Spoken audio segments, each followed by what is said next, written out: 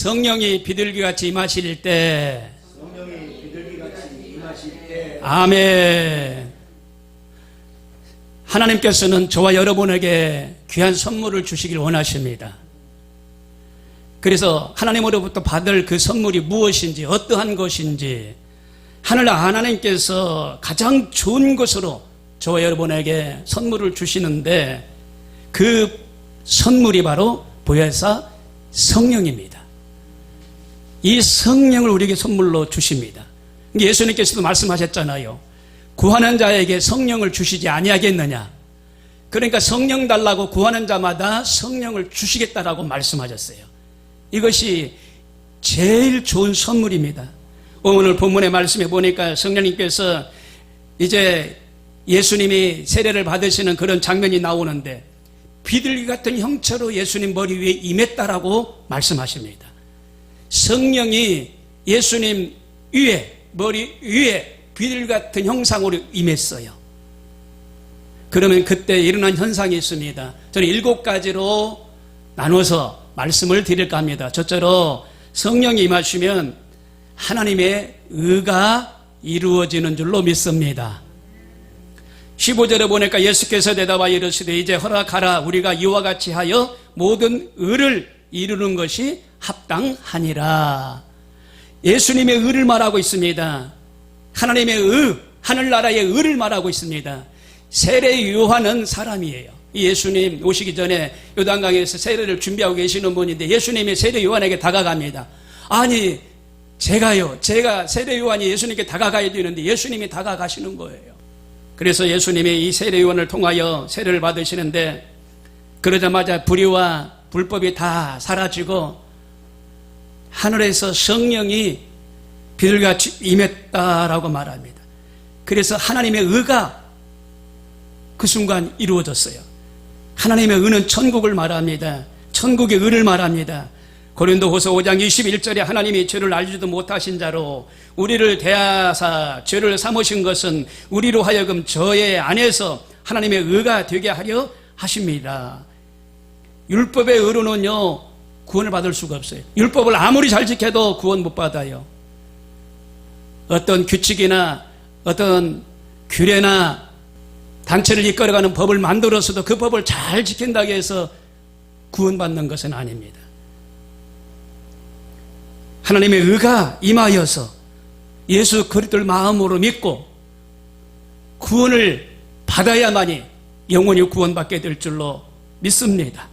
고린도후서 5장 21절에 하나님의 죄를 알지도 못하신 자로 그러면 하나님의 의가 우리에게 임하사 하나님이 우리 가운데 의가 임하사 그러니까 그동안에 율법은 정죄하고 율법은 잘라내고 그랬는데 하나님의 의가 임하사 하나님이 우리를 용서하시고 그 율법의 잣대에서 우리를 벗어나게 해주시고 자유롭게 해주신 줄로 우리는 믿어야 됩니다. 갈라디아서 3장 11절에 하나님이 아무나 율법으로 말미암아 의롭게 되지 못할 것이 분명하니 이는 의인 믿음으로 말미암아 살리라 라고 말씀하셨어요. 하나님의 의가 임하니까 이제 믿음이 임하고 믿음으로 우리는 산다는 겁니다. 믿으면 하겠네. 믿으면 하겠네. 말씀을 듣고 들으면 믿음이 생겨요. 말씀을 안 듣고 귀를 닫으면 믿음이 생길 여지가 없습니다. 그러므로 말씀을 자꾸 묵상하고 듣고 되새김하고 말씀대로 살려고 노력하면 믿음이 성장하게 될 줄로 믿습니다. 지금 나라에 검수완박이니 뭐 검은수박이니 뭐 검은완패 무슨 말인지도 모르는 그 이상한 일들이 지금 뉴스를 통하여 지금 뉴스가 전달이 되고 있는데 이건요 율법을 유린하는 것이고 이 율법을 만들어서 어떻게 좋은 나라를 만들어 보겠다고 하는데 절대 아닙니다. 헌법을 유린하는 것은 좋은 헌법이 아니고 좋은 법이 될 수가 없습니다. 그래서 이 법을 가만히 보니까 나쁜 사람한테는 만세를 부르는 법이고 착하고 선한 사람들한테는 자꾸 힘들게 하는 그 고통을 풀어주지 못하는 그런 법으로 제정을 하려고 하니까 어제 보니까 많은 사람들이 반대하는 걸 뉴스를 통하여 봤습니다. 로마서 10장 3절에 보니까 하나님의 의를 모르고 자기 의를 세우려고 힘써 하나님의 의를 복종치 아니하였느니라. 세상에 율법을 내세우고 율법을 자기 편리에 따라서 만들어가는 거, 이 하나님의 의가 아니라고 말씀하고 계세요. 주님의 의의 특징은 뭐냐? 모두가 다 편안해야 돼요. 모두 다 기뻐해야 돼요. 기뻐해야 되는데 일부만 기쁘고 나머지 대다수는 기쁘지 않으면 그건 옳지 않은 방법입니다. 그래서 하나님의 의가 임하면 먼저 기뻐요. 비둘기같이 성령 임했는데 기뻐요. 기뻐. 성령 받으면 기뻐요. 기뻐. 그러면서 내 기뻐하는 자라 음성이 들렸어요.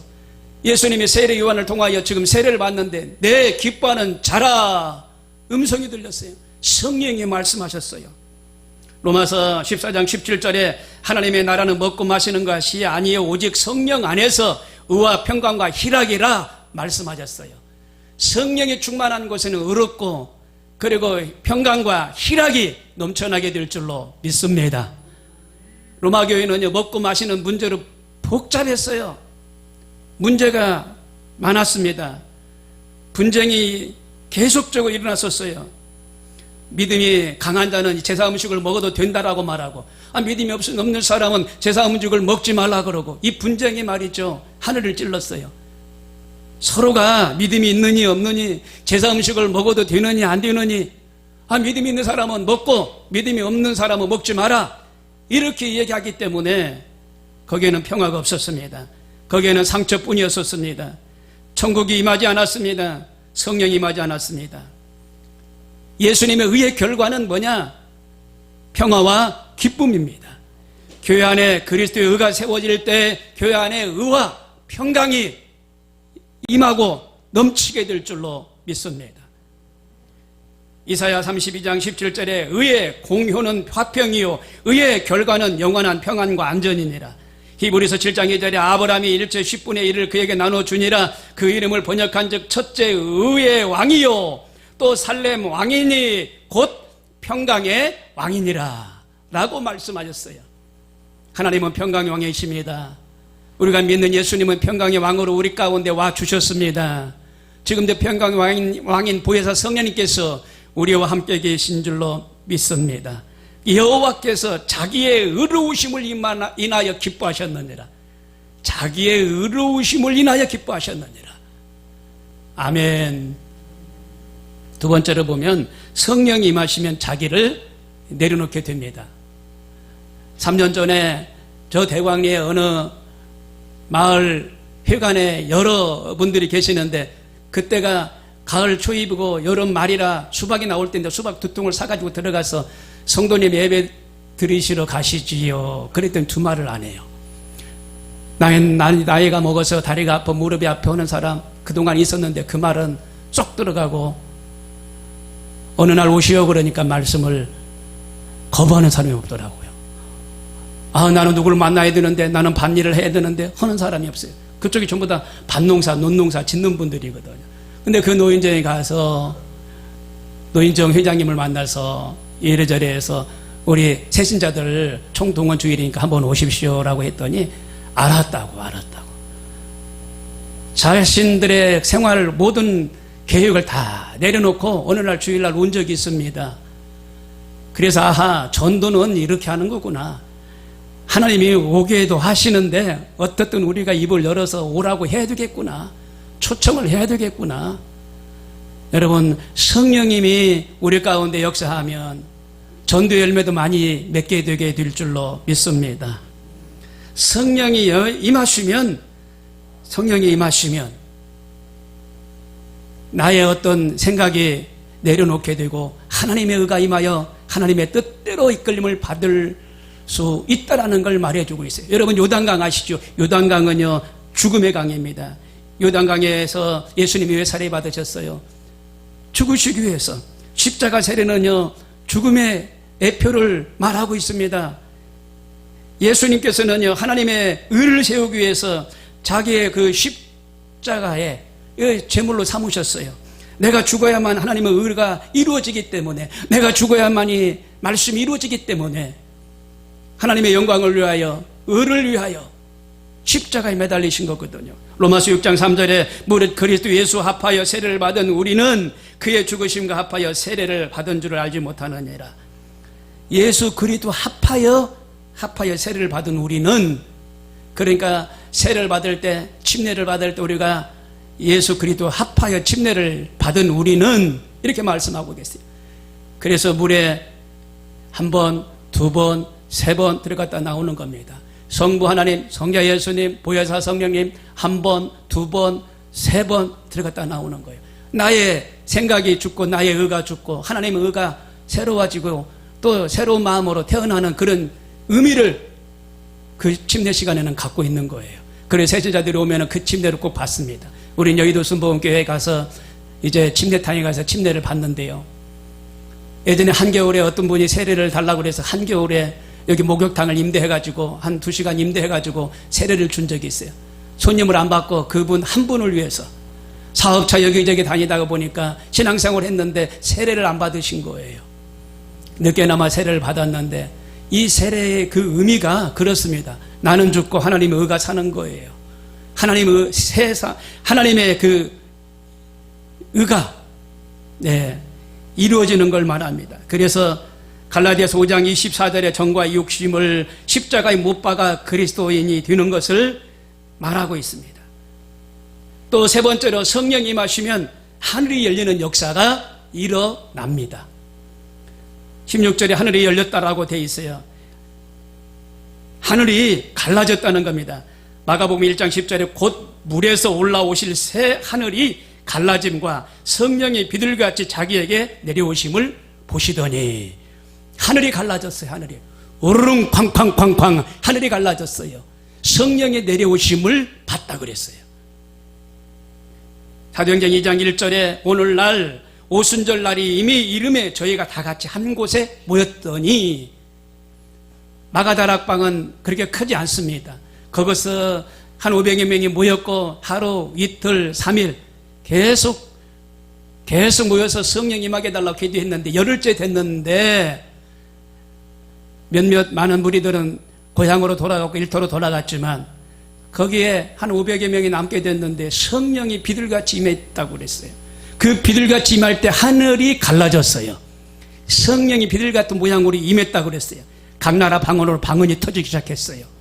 성령이 임하면 이런 놀라운 기적과 역사가 일어나게 될 줄로 믿습니다.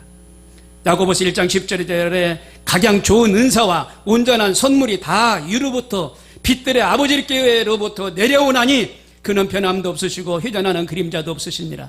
자, 온전한 선물이 어디에서 내려와요? 하늘로부터, 위로부터 내려온다라고 되어 있습니다. 오늘 위로부터, 하늘에서부터 내려오는 성령, 좋은 선물을 다 받으시기를 주님의 이름으로 축원합니다. 누가복음 3장 21절에 백성이 다 세례를 받은 새 예수도 세례를 받으시고 기도하실 때에 하늘이 열리며 열림은 교회가 우리 교단에도 있는데요. 우리 교회는요 항상 하늘이 열려 있고 여러분이 기도할 때마다 여러분의 그 하늘문이 항상 열려 있고, 아멘. 기도하면 하늘문이 열려요. 개인이 기도하든 교회가 기도하든 하늘문이 열리게 돼 있어요. 구하는 자에게 좋은 것으로 주시게 돼 있어요. 그러므로 성령으로 충만한 받기를 원하시면 기도하면 하늘문이 열립니다. 누가복음 11장 13절에 너희가 악할지라도 좋은 것을 자식에게 줄 줄 알거든 하물며 너희 천부께서 구하는 자에게 성령을 주시지 아니하겠느냐라고 말씀하셨어요. 구하는 자에게 성령을 주시겠다라고 말씀하셨어요. 아멘입니다. 그래 성령님 나에게 임하여 주시옵소서. 구하십시오. 구하시면 하나님이 하늘문을 여시고 성령을, 비둘기 같은 성령을 부어주시는 줄로 믿습니다.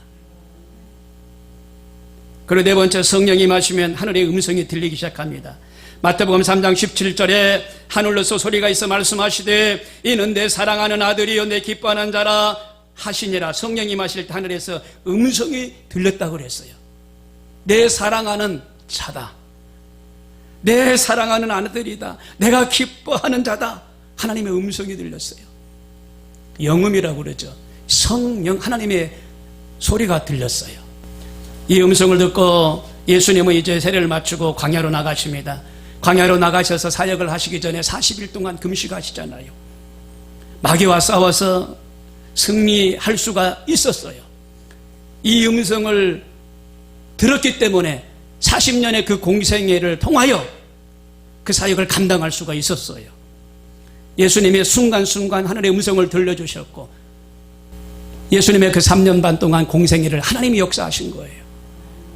40일 금식하시고 광야에서 원수마귀와 싸워 이기는 힘을 얻게 되고, 그의 앞길을, 그의 미래를 하나님이 도와주셨어요. 그래서 3년 반 동안 그 공생애를 통하여 귀신을 내어주고, 병든 자를 치료하시고, 굶주린 자에게 먹을 것을 주시고, 약한 자에게 강함을 주시고, 없는 자에게 있게 하시는 놀라운 역사를 주신 줄로 믿으시길 바랍니다. 그래서 사도행전 2장 4절에 저희가 다 성령의 충만함을 받고 성령이 말하게 하심을 따라 다른 방언으로 말하기를 시작하니라. 성령이 임하시면 변화가 일어나는데 어떤 변화가 일어나요? 방언이 일어나는 거예요. 방언이 터지는 거예요. 이게 첫째 변화예요. 첫째 변화. 기초적인 방언이든 유식한 방언이든 방언이 터지게 돼 있어요. 어느 부흥 강사가 말씀하시대요. 피종진 목사님이신지 이태희 목사님이신지 제가 들었던 기억이 있는데, 방언이 안 터지면 이 넥타이 있잖아요. 니꼬다이 넥타이 이 소리라도 계속 하라는 거예요. 그리고 콜라 있잖아요. 펩시콜라, 코카콜라, 펩시콜라, 코카콜라. 이 얘기라도 계속 하라는 거예요. 그러면 혀가 꼬이면서 라라라라 하면서 기초방언이 터지면 이제는 하나님 역사하니까. 그런 말씀을 하시더라고요. 나 가슴이 강팍해서 방언이 안 터지니까 펩시콜라, 코카콜라라도 한번 해보면서 해보라 이거죠. 사모하는 마음으로. 저는 이해를 했어요. 그런데 제가 방언을 받을 때 기도굴에 들어가서 사모해야 되겠더만요. 여러분 답답할 때는, 기도할 제목이 있을 때는 어디를 가요? 기도굴 들어가잖아요. 누가 듣지 않고 오직 하나님만 들으니까 무릎 꿇고 손을 들고 기도하면은요, 막 성령의 역사가 일어나요. 그럼 방언이 터져요. 근데 그걸 우리는 이거 잘못되는 거 아닌가? 혹시 혀가 이거 이상해지는 거 아닌가? 순간 잠깐 중단하는데 그러면 안 돼. 잘못될 게 전혀 없거든요. 근데 대다수가 이거 잘못되는 거 아닌가? 이게 뭐지? 하고 놀라는데, 성령이 역사하면 그래요. 성령의 역사. 새 방언이 먼저 터져요.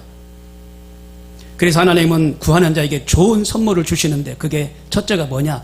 방언이라는 거죠. 성령이 임하면 새 방언을 하나님이 주셔요. 아멘. 그리고 그 방언을 풍성해 주신다. 성령의 기름 부음이 임하시면 반드시 좋은 일이 일어난다는 겁니다. 이새야 선지자가 성령 충만함 받고 예언했잖아요. 우리가 함부로 예언 못해요. 왜? 사람인지 어떻게 예언합니까? 그런데 하나님의 영이 임하면 예언하게 돼 있어요. 성령이 임하면 미래를 말할 수가 있어요. 다섯 번째로, 성령이 임하시면 치료 역사가 일어납니다. 나를 보내사 마음에 상한 자를 고치신다. 성령은 치료 역사입니다. 예수님을 하나님이 이 땅에 보내주시고 복음 전파하게 하셨어요. 그런데 예수님께서는 유대 땅에서 병든 자를 치료하시고 각색병을 치료하셨어요. 둥그분 자를 치료하시고, 손 마른 자를 치료하시고, 혈루병을 치료하시고, 귀신 들린 자를 치료하시고, 각색병을 치료하셨다라고 말씀하십니다. 성령의 기름 부음이 임하니까 하나님의 능력으로 역사가 나타나는 거예요. 기름 부으심의 상징이 이 성령이에요. 성령. 보혜사 성령, 파라클레토스, 나를 돕기 위해서 와 계신 분. 법률 자문위원들이 좋은 일을 하는데, 특히 변호사분들이 변호를 맡아서 좋은 일을 하고 계시잖아요. 그래서 성령은 변호인이에요. 나를 도와주는 변호인. 이 기름 부음이 임하면 귀신도 떠나가요. 마가복음 6장 13절에 많은 귀신을 쫓아내며 많은 병에게 기름을 발라 고치더니 라고 말씀하셨어요. 귀신이 떠나가요. 귀신. 여러분, 어떻게 사람이 사람에게 임한 귀신을 쫓아냅니까? 사람의 힘으로는요, 무지해서 할 수가 없어요. 그런데 한 4차원의 영, 하나님의 그 영계, 성령의 힘으로 귀신아 물러가라 명하면 귀신이 벌벌 떨고 소리치며 떠나가는 역사가 있는 줄로 믿습니다. 여러분, 힘들고 어려우면 자꾸 말씀하세요. 이 귀신아 떠나가라. 기도를 방해하는 귀신아 물러가라. 자꾸 명하세요. 어디서든지 명하세요. 그러면 귀신은 떠나가요. 마음의 평안함을 얻게 될 줄로 믿습니다. 너희 중에 병든 자가 있느냐? 저는 교회 장로들을 청할 것이요 그들은 주의 이름으로 기름을 바르며 위하여 기도할지니라 라고 말씀하셨어요. 제사장 청하여 기도하라. 그러면은 그 기도를 통하여 귀신이 떠나간다. 여러분, 믿는 자에게 기도하면은요 역사가 일어나요. 예, 역사가 일어나요. 제가 종로중구에 있을 때 우리 장로님, 교구협의 장로님이 계세요. 우리도 사이즈가 좀 크면 이제 이렇게 담당 지역으로 나누고 싶은데 그렇게 아직 안 크니까 나누지 못하고 있는데 그 담당 1교구, 2교구, 3교구 그 담당 장로님이 계셔요. 아, 근데 내부관 선도를 이렇게 다 타고 이렇게 오는데 머리가 지근지근 아픈 거예요. 머리가. 장로님한테 전화가, 장로님 기도해 주세요. 머리가 아프네요. 운전을 못할 정도로 아프네요. 이 장로님이 담대하게 좀 해줬으면 좋았는데, 우리 목사님 머리를 아프게 하는 원수마귀야 물러가라 해줬으면 좋았는데, 못 하시는 거야. 장로님 제가 했는데 이게 머리가 자꾸 지근거리니까 좀 아프니까 저 기도해 달라고. 내부 순환들을 운영하면서. 근데 기도를 못 하시는 거예요. 안 해주시는 거예요. 이분이 처음 됐거든요. 얼마 안 됐거든요, 된 지가. 근데 어떻게 이제 장로님이 은퇴하시고 돌아가시니까 이제 이분이 협의회장이 되셨는데, 기름역 있잖아요. 그쪽 인터체인지로 내려가서 그때 약국에서 그 통증약을 먹고 다시 운전대를 잡고 집에까지 간 그런 기억이 납니다. 성령을 의지하는 저와 여러분에게 서로 믿음을 가지고 기도해 주면 역사가 일어나요. 예, 서로 믿는 자끼리 기도하면 역사가 일어나요. 저도 전화로 많이 기도해 드립니다. 전화로. 그 위로를 받고 눈물도 흘리고 그래요. 그 변화가 일어나요. 여러분, 깨어진 그릇에 음식을 담아 먹을 수가 없잖아요. 지저분한 그릇에 음식을 담아 먹을 수가 없잖아요. 씻든가 깨어진 건 버리고 새 그릇으로 준비해서 음식을 담아서 먹잖아요. 이 성령은요 꼭 그래요. 내 안에 모든 더러운 것들을 다 씻어내버려 주시고, 예, 허물과 모든 죄를 덮어버려 주시고 새로운 새 마음을 주시는 줄로 믿습니다.